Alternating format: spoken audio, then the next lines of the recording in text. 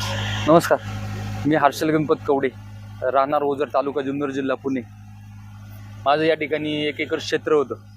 त्या क्षेत्रासाठी मला पाणी हवं. मला 20-25 वर्ष त्याला मी थोडं होल्ड राहावं लागलं.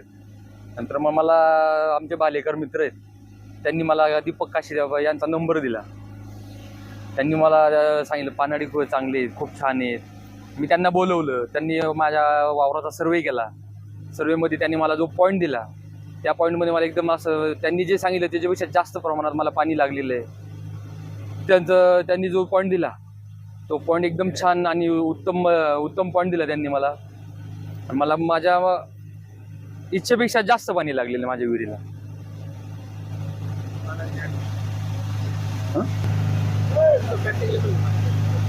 दीपक काशीत साहेबांनी आम्हाला 2.5 इंची पाणी सांगितलं होतं.